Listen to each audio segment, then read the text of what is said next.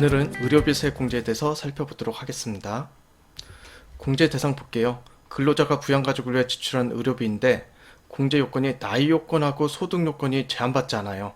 X로 돼 있죠. 나이 요건하고 소득 요건 제한받지 않는다는 것은 기본 공제, 나이가 20세를 넘은 직계 비속 또는 60세가 안 된 직계 존속 가능하다는 얘기고요. 그 다음에 소득금액, 연간 소득금액이 100만 원을 초과하더라도 의료비 세액 공제는 받을 수 있다는 겁니다. 자, 공제 요건에서 비고 보면은 의료비 지출액이 총 급액의 3%를 초과할 거. 저희가 소득 공제하고 세액 공제에서 총 급여액의 몇 퍼센트를 초과했을 때 공제가 가능한 게 두 가지예요. 소득 공제에서는 신용카드 소득 공제이고요. 세액 공제에서는 의료비 세액 공제예요. 의료비 세액 공제도 총 급액의 3%를 초과했을 때만 초과한 부분에 대해서 공제를 받을 수 있는 거예요. 초과하지 않는다면 세액 공제 받지 못합니다. 보시면 얘도 공제 항목이 공제 금액이 네 가지로 구분돼요. 난임 시술비, 얘는 공제율이 30%가 적용되고요. 미수가 선천성 이상화 치료비, 이거는 20% 공제율이 적용되고, 본인, 장애인, 65세 이상자, 건강보험 특례 대상자 의료비는 15% 공제율이 적용되고, 그 외 의료비는 15%가 적용되는데, 그 외 의료비 같은 경우는 공제 금액에 한도가 있어요. 이거는 700만 원까지만 공제가 가능합니다. 자, 이렇게 보면은 얘도 의료비 세액 공제를 구하는 게 어려워 보일 수 있잖아요. 자, 그래서 사례를 통해 가지고 제가 한번 구해 볼게요. 근로자 A 총 급여액이 1억 원이래요. A가 부양가족을 위해 지출한 의료비가 다음과 같을 때 의료비 세액 공제로 적용받을 수 있는 금액은 로 돼 있고요. 난임 시술비가 100만 원, 미수가 등 의료비가 100만 원, 본인 등 의료비가 100만 원, 그 외 의료비가 1100만 원이라고 볼게요. 그러면 얘도 난임 시술비, 미수가, 본인, 그 외 의료비 이 네 가지로 구분을 한 다음에 옆에 지출액을 써주세요. 그럼 100만 원, 100만 원, 100만 원이고 그 외 의료비가 1100이죠. 전체적으로 1400을 지출했고요. 최저 지출액, 아까 신용카드 사용이 또 최저 사용액이 있었죠. 그럼 의료비 세액 공제도 최저 지출액이 있습니다. 최저 지출액은 총 금액의 3%예요. 그럼 이 사람이 총 금액이 1억 원이니까 1억 원 곱하기 3% 하면 300만 원 되겠죠. 그럼 최저 지출액은 300이다 라고 하고, 이 300만 원은 어디에서 빼줄 거냐? 그 외 의료비에서 빼줍니다. 그 외 의료비에서 빼주시면 돼요. 자, 그럼 빼보면 그 외 의료비는 1100에서 300을 빼면 800이 남죠. 근데 이 공제 대상 지출액이 800의 이 800까지 공제 대상이 아니고 여기는 그 외 의료비는 한도가 있다겠죠. 한도가 700까지만 적용돼요. 그래서 700을 넘어가면은 700까지만 적용을 해주셔야 돼요. 그리고 본인 의료비는 그대로 100만 원씩 남으니까 그대로 공제 대상 지출액에 써주시면 되고, 여기에서 공제율이 달라지죠. 난임 시술비는 30%, 미수가는 20%, 본인 등 15%, 그 외에도 15%예요. 이 공제율을 곱해주시면 공제액이 나오는 거고요. 이 공제액을 합한 금액에 제가 세액 공제 받을 수 있는 금액이에요. 여기서는 170만 원이죠. 170만 원.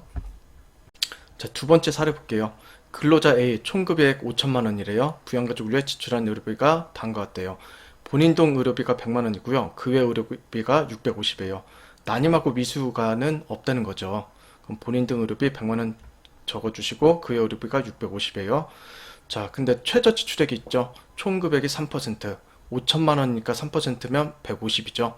그거를 그 외 의료비부터 차감을 시켜줍니다. 그럼 650에서 150을 빼면 500이 남고 본인 의료비는 100만 원 그대로 넘어가죠. 여기에서 공제율이 본인 등 의료비하고 그 외 의료비는 공제율이 15%로 동일해요.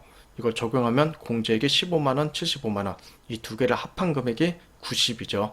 이 90이 의료비 세액 공제로 적용되는 겁니다.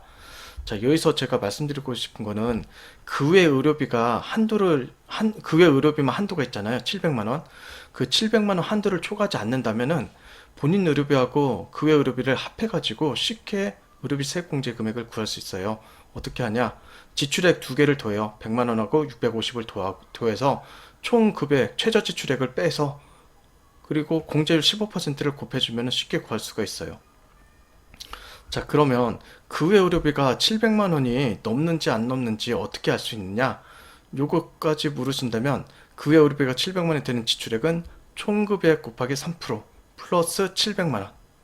그래서 이 범위 내에 있다가 하면은 1번과 2번을 더하셔가지고 그 다음에 총 금액의 3%를 넘는 금액을 빼서 15% 구하면 공제액을 쉽게 계산할 수가 있습니다.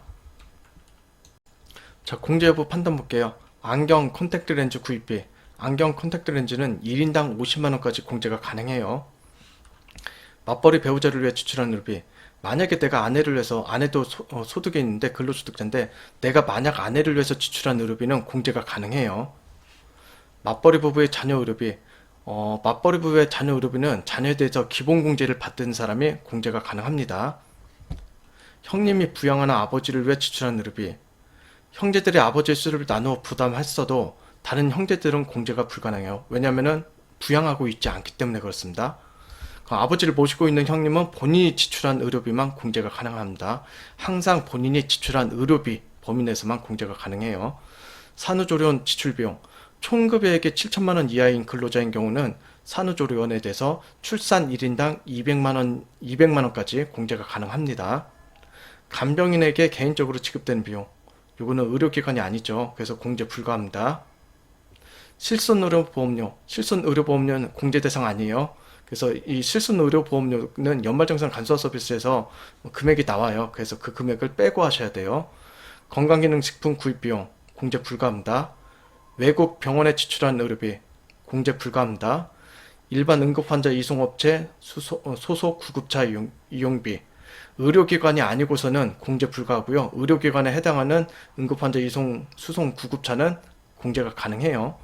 병원에 지출한 장례비용 공제 불가합니다. 성형수술 피부과 시술비 이것도 공제 불가해요. 신용카드로 지출한 의료비 이거는 신용카드 소득공제와 그 다음에 의료비 세공제를 중복해서 공제받을 수가 있습니다.